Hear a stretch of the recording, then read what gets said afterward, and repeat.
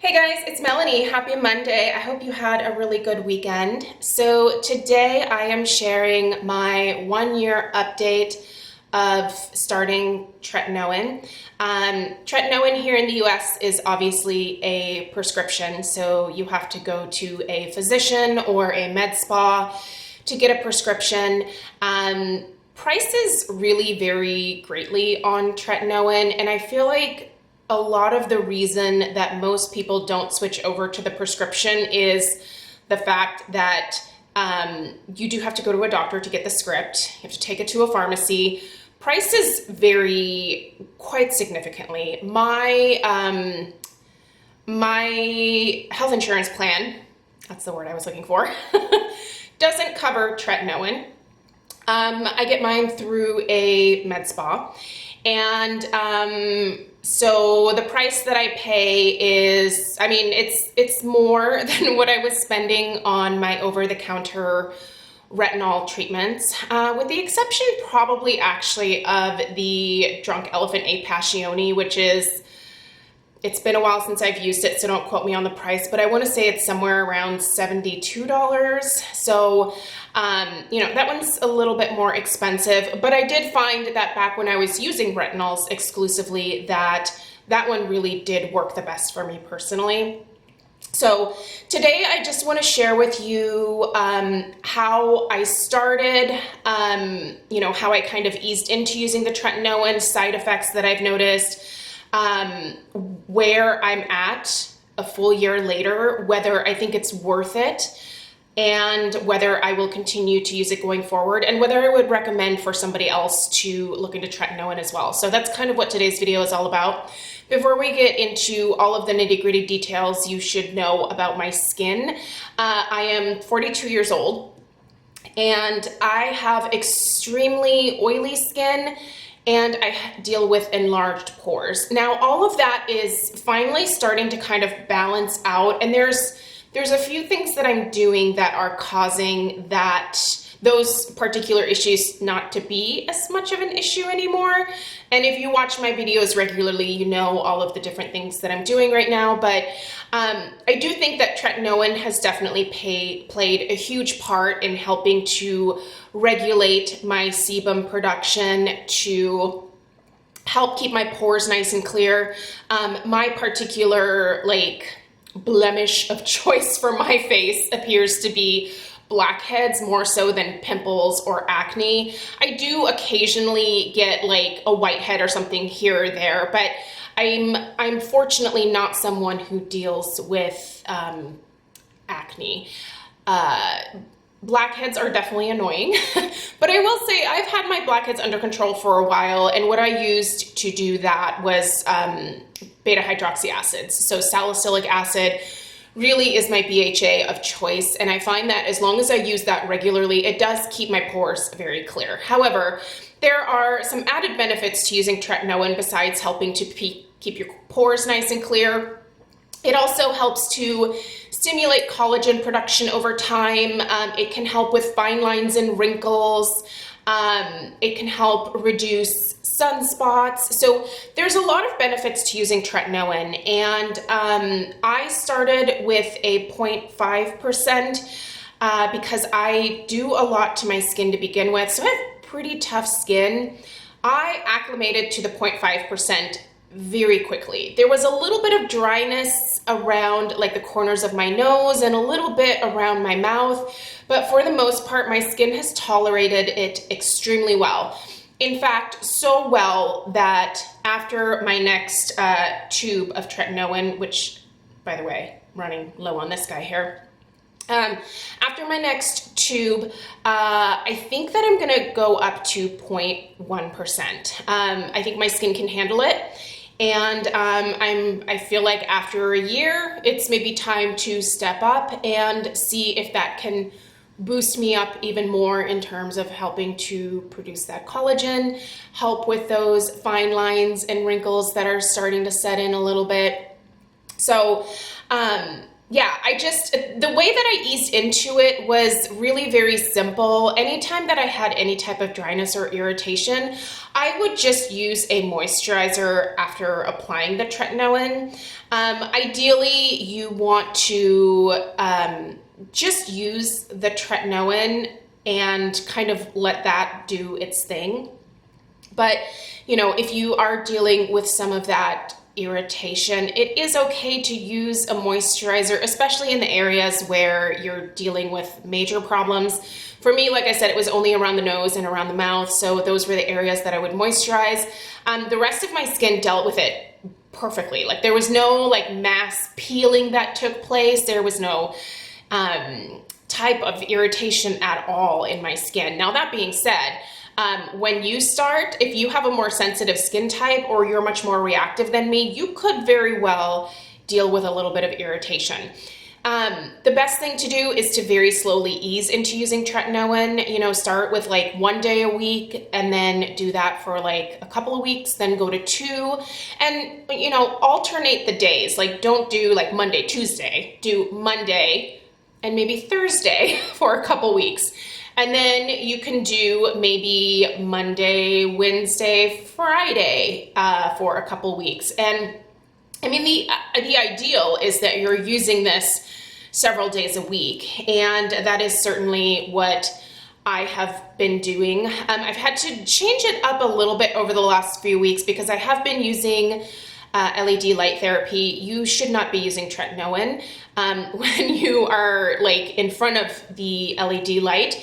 So make sure that you put it on maybe a half hour after your treatment. Oftentimes I've been getting really lazy because I do my LED light treatments in bed right before I go to bed. I think that also helps with my sleep, to be totally honest. But yeah, I get a little bit lazy to go up afterwards into the bathroom and get my little pea-sized amount and spread it all over. So sometimes I've actually been using the tretinoin in the morning. Now, I'm going to advise against that for the vast majority of people because tretinoin really does sensitize your skin to the sun. So I have certainly upped my SPF. I'm currently using a broad spectrum SPF 45. It's also winter time here, and but my daughter and I are not leaving the house. We rarely leave the house right now. There's a few reasons for that. We're doing a lot of homeschooling right now, and it's probably not the safest idea to be out, especially right now. So I don't leave the house much. So I have been applying my tretinoin in the morning and then making sure that I put on a good SPF, and that is how I've been using it for the last several weeks. Because there was a time where I just stopped using the tretinoin for a couple weeks because I would, again, do my LED light treatments and then just get too lazy to go up into the bathroom and put it on. So right now I'm probably up to 5 days a week. Sometimes I will use the tretinoin Monday through Friday. Sometimes it's Monday, Wednesday, Thursday, Friday, Saturday. It just kind of depends on when I put it on. But on average, I would say 5 days a week. I have zero irritation from it now. I don't need to use a moisturizer afterwards. Oftentimes I still do though, because I think it's just nice for that added moisture, but really the best thing to do is just to let the tretinoin work on its own. I do use it in a cream format, which I think is possibly less irritating than the gel. It works great, so that's what I'm sticking with. And what I have found is that I feel like over the last year, my pores look, again, much more refined. Don't really deal with blackheads. I'm still using BHAs. Typically, I use my BHAs in the morning now. I don't combine tretinoin with BHA in the same routine. That is definitely a recipe for disaster. I learned that when I had an issue with some AHAs and BHAs that were meeting with a retinol, an over-the-counter retinol that I'm using on my neck. Bad combo. So I just use them different times of the day, and that's usually fine for me. I do think that it has helped to put off any further wrinkling. Like, I don't have a ton of wrinkles around my eyes. With my oily skin type, I feel I'm kind of lucky in that my skin seems to be aging a lot slower than my girlfriends who have a very dry skin type. They complain about the fine lines and wrinkles around the eyes, whereas I don't have them yet. I have, you know, like when I smile, there's definitely like some little wrinkles that you can see, but they don't stay there when my face goes back to this resting pose here. So I do get Xeomin in my forehead. That is the only place where I have like a Botox type product is my forehead. And that's because I have a very expressive face, and the lines in my forehead were getting fairly deep, and also these 11s were getting fairly pronounced. Now, I haven't had Botox it's been over 4 months now. I am slated to get it at the beginning of December, and it's, you know, I don't really feel like the tretinoin is really doing anything to those wrinkles because they're just immobilized anyway, so I can't really speak to that.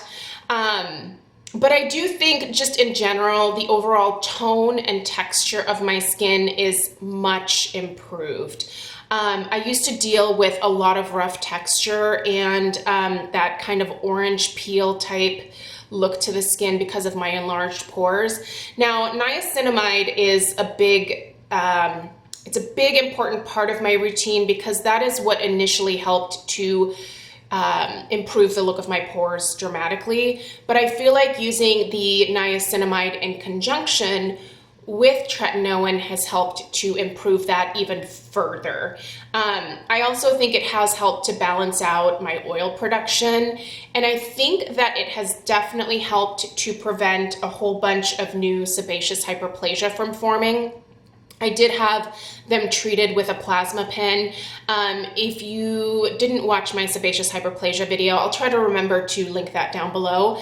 But I did have those treated. I did have like one new one that popped up over here, but it's very small, and I'm going to go have that one burned off as well with the plasma pen.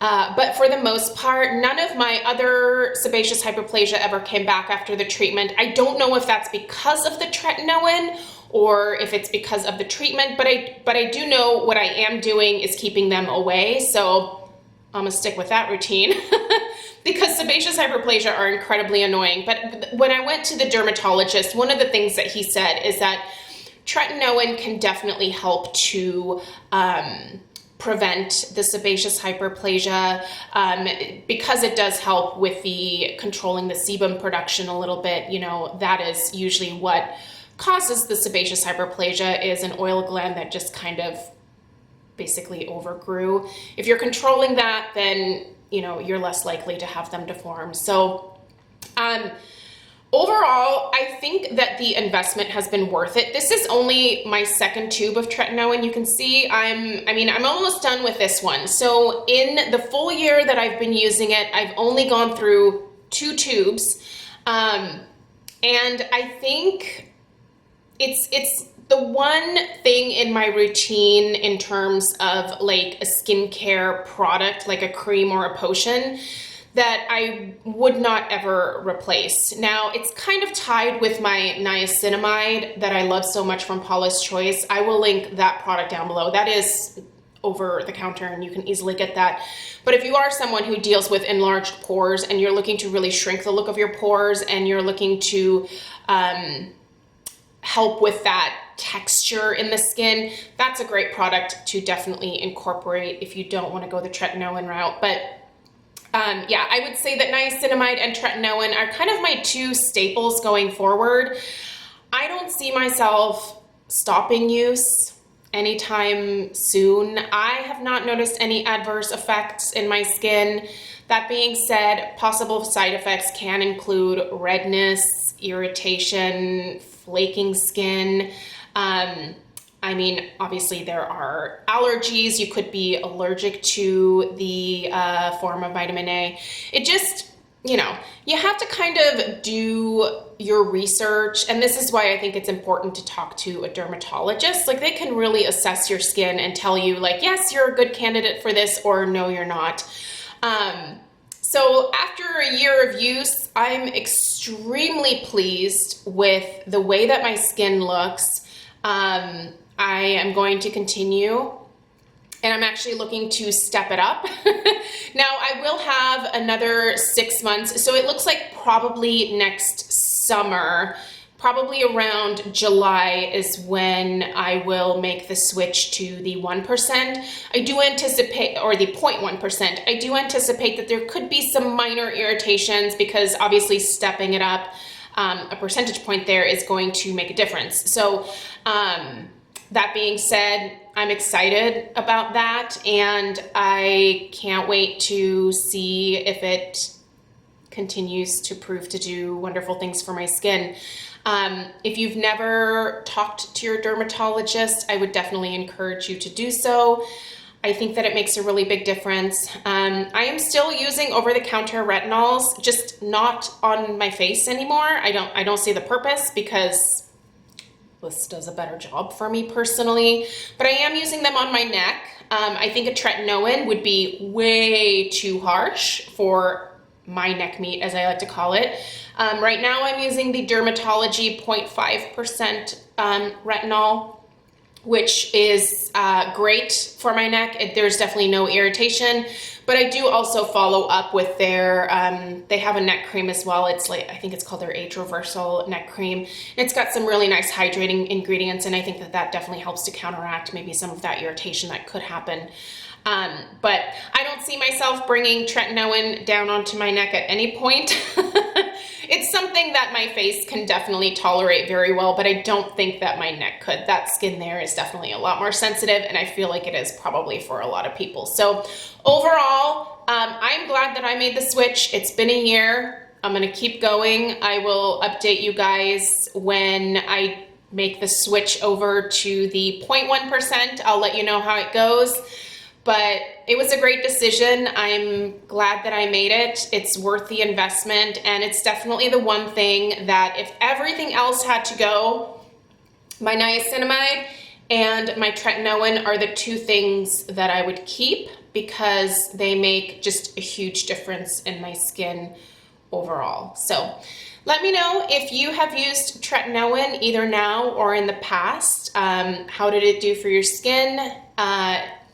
Yeah, let me know what your experience is using it. Obviously, everybody's a little bit different, but I thought that I would share my story with you guys and let you know that I've had some really great success with it. So definitely do your research. There's lots of articles out there about tretinoin and the long-term use. The potential side effects, definitely, I feel like the benefits outweigh the cons for me personally, but do your research and see if you feel the same. Everybody has to make their own decision. So thank you guys so much for taking the time to watch today. I hope that this was helpful. Let me know if you have any questions down below. Please subscribe if you're new, and I'll see you in the next one. Take care. Bye.